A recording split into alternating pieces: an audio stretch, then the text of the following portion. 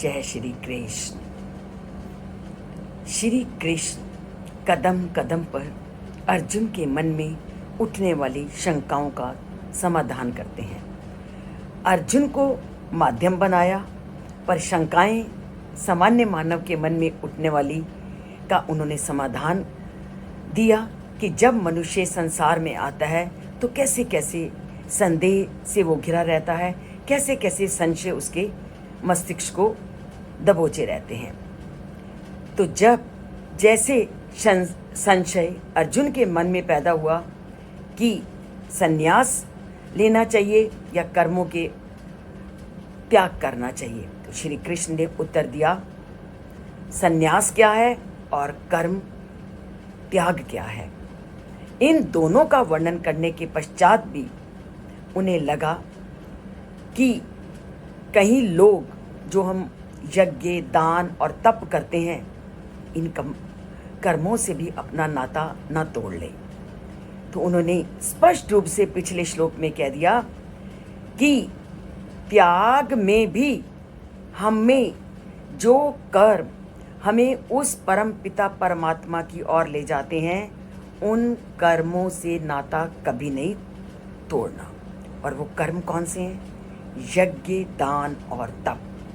वो कहते हैं ये नित्य कर्म तुम्हें हमेशा करने हैं, और ये नित्य कर्म करने कैसे हैं उसके बारे में श्री कृष्ण आज के श्लोक में कहते हैं, एतानि अपि तु कर्माणि संगम त्यक्त्वा फलानि च कर्तव्यानि इति मे पार्थ निश्चितम मतम उत्तमम। अब इन कर्मों को कैसे करें? वो कहते हैं कि कर्म तुम्हें हमेशा करने हैं। कौन से कर्म? जो तुम्हें उस परमात्मा तक पहुंचाते हैं, और उस परमात्मा तक पहुंचाने वाले कर्म हैं यज्ञ, दान और तप। और ऐसे कर्मों को भी कि जब हम यज्ञ कर रहे हैं, दान कर रहे हैं या तप कर रहे हैं, कैसे करना है? ये सब कार्य भी आसक्ति और फल की कामना से रहित होकर संपन्न करने चाहिए। अर्थात आप यज्ञ भी कर रहे हो, दान भी दे रहे हो, तप भी कर रहे हो, पर इन तीनों कार्यों को करते समय इनके प्रति लगाव नहीं रखना। इनको एक अवश्य कार्य करते हुए करना है। हे अर्जुन, मे पार्थ निश्चितम मतम उत्तमम। हे अर्जुन, यह मेरा स्पष्ट और उत्तम मत है, निर्णय है कि तुम यज्ञ भी करो, तुम तप भी करो, तुम दान भी करो, पर भक्ति की भावना से, परम पिता भगवान को की भक्ति को सामने रख करके आपने इन कर्मों को करना है, और इन कर्मों को करते हुए कभी फल को अपने सामने नहीं रखना।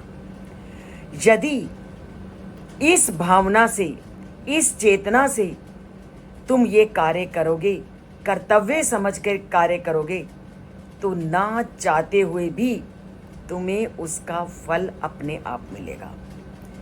तुम अगर कुछ कार्यों को अगर अपना कर्तव्य समझ करके करते हो, तो वह कार्य तुम्हें अवश्य ही फल देंगे, चाहे तुम फल के इच्छा के बिना कर रहे हो। तुम्हारे मन की उस भावना को वो परम पिता परमात्मा जानते हैं कि तुम किस भावना को लेकर उस कर्म को कर रहे हो। और जब तुम्हारी भावना अच्छी है, जब तुम्हारी भक्ति अच्छी है, जब किसी के प्रति आपके मानसिक विचार अच्छे हैं, तो उन सभी का फल आपको 100% प्राप्त होगा, चाहे आपने उस कार्य को इच्छा रहित होकर क्यों ना किया हो।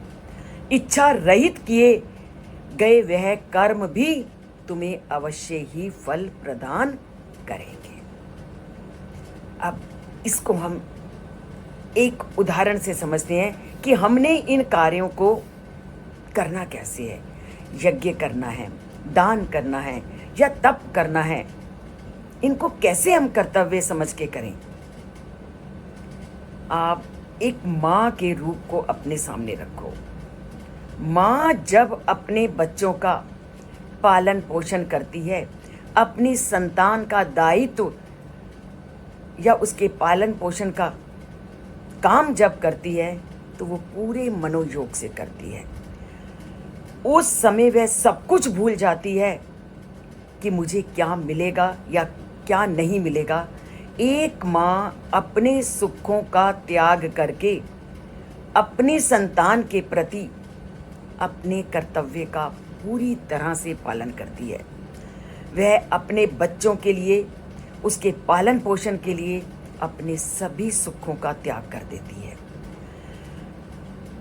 और वह कभी नहीं सोचती कि इसके बिना के लिए मैंने क्या खोया और क्या पाया। उस समय केवल मातृत्व की भावना उसके अंदर होती है। और उसी प्रकार एक गाय का उदाहरण मैं आपको सामने देती हूँ। गाय दिन भर घास चरती है और अपने बच्चों के दूध को वो प्रदान करती है अपने बछड़े के लिए, और पूरी भक्ति और श्रद्धा के साथ वह अपने बछड़े को अपना दूध पिलाती है। और गाय का इस प्रकार से पालन करने से कभी माँ छोटी हुई है और ना कभी गाय। आप दोनों को देखिए कि गाय को भी हमारा समाज सम्मान की दृष्टि से देखता है, और जो माँ अपनी संतान के प्रति कर्तव्य का पालन करती है, उसके प्रति भी पूरा सम्मान का भाव समाज में होता है। तभी तो माँ को क्या बोला, मातृवत परदारेषु, कि हर पत्नी में माता के जैसा व्यवहार करो, क्योंकि वो इतना अधिक निस्वार्थ भाव से अपने कर्तव्य का पालन करती है। और ये तो सभी जानते हैं कि जिस धरती पर नारी की पूजा होती है, वहाँ तो देवता निवास करते ही हैं। यत नार्यस्तु पूज्यन्ते रमन्ते तत्र देवता।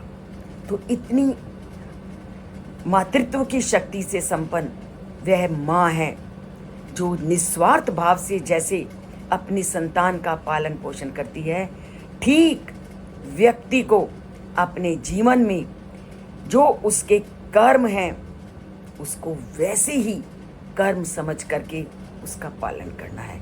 और वो कर्म क्या है? यज्ञ, दान और तप। तप पर तो श्री कृष्ण ने पूरी गीता पर सबसे बड़ा बल दिया है, क्योंकि तप का पालन करना केवल शारीरिक कष्ट नहीं है, मानसिक, वाचिक और शारीरिक है। और सबसे ज़्यादा उन्होंने वाचिक तप पर महत्व दिया है, और उससे भी बढ़ करके महत्व दिया है मानसिक को। जब हमारे मानसिक और वाचिक तत्व हमारे नियंत्रण में हो जाते हैं, तो उस परमात्मा से नाता अपने आप जुड़ जाता है। मानसिक तप के लिए मैं बार बार कहती हूँ कि अपना व्यवहार अंदर और बाहर से एक जैसा रखो, और हमारा अंदर और बाहर से व्यवहार तभी एक जैसा होगा अगर जीवन में हम सत्य का पालन करना आरंभ कर देते हैं।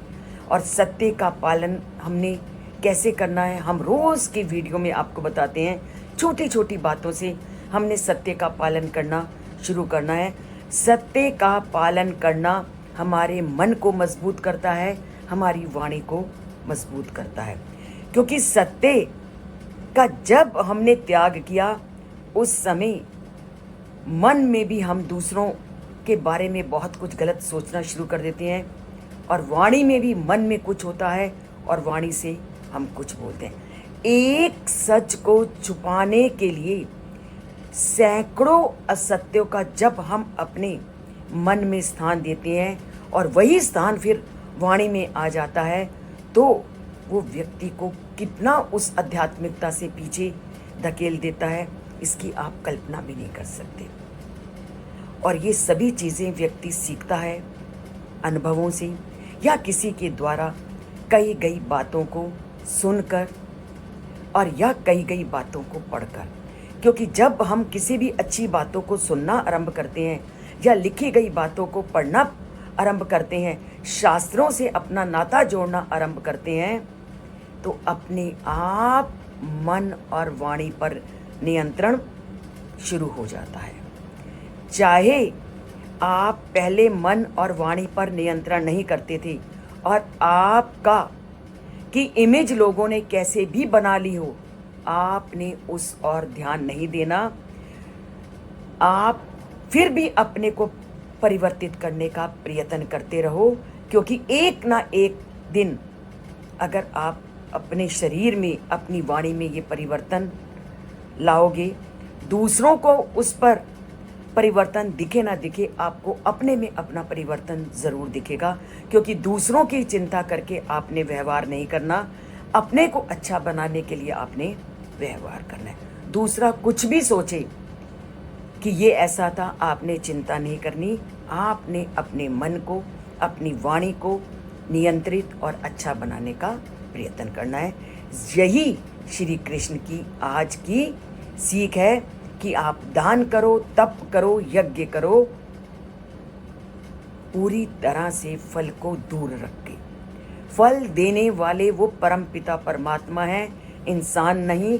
इंसान के सामने वो कुछ भी कहे, अगर आप अच्छा कर रहे हो तो आप कभी चिंता मत करो। तो इन बातों को प्रतिदिन सुनिए, चाहे आप जानते भी हो, क्योंकि जैसे चाकू की धार को तेज करना पड़ता है, तो इन विचारों को भी पुनः पुनः हमें जागृत करना पड़ता है, तभी हम अच्छाई की ओर अग्रसर होते हैं। तो अपने इन विचारों को रोज़ शुद्ध करने का प्रयत्न करते हैं और उस परमात्मा के साथ अपना नाता जोड़ते हैं। अगर जो भी इस चैनल से अभी तक नहीं जुड़ा, वो इस चैनल से जुड़िए, क्योंकि ये चैनल पूरी तरह से आध्यात्मिकता से जुड़ा है और आध्यात्मिकता के ही प्रश्नों को लेकर के ये प्रतिदिन एक वीडियो और एक ब्लॉग में उसके भाव को लिख करके आपके सामने भेजता है। तो बोलते हैं जय श्री कृष्ण, लिखते हैं जय श्री कृष्ण और उस परमात्मा तक अपनी मन के भावों को रोज़ पहुंचाते हैं।